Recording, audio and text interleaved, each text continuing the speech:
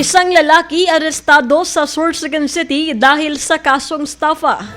Ang buong detalye ng balita nasa linya si Megapo Patrol number 36, RG De Chavez. Bicol Network News Report! Arestado ang isang lalaki na matagal nang wanted sa kasong estafa matapos magsagawa ng operasyon ang mga operatiba ng Sorsogon City Police Station.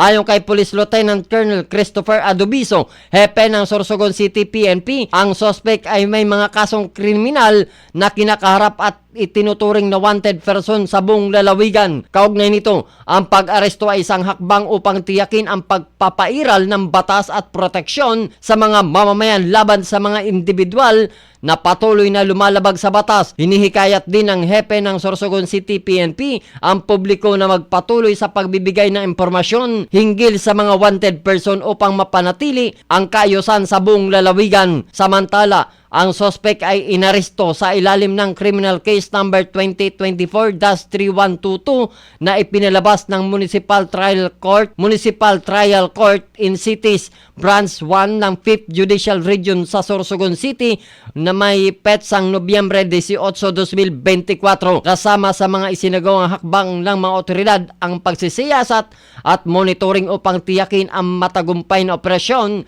laban sa mga wanted na individual. Sa ngayon, ang suspect ay nasa kustodiya na ng Sorsogon City Police Station at naharap sa mga kasong may kaugnayan sa estafa. Kasama mo sa pagbabalita sa Bicol Network News. Ito, si Mega Patrol numero 36, RG De Chavez, tatak tunay na serbisyo.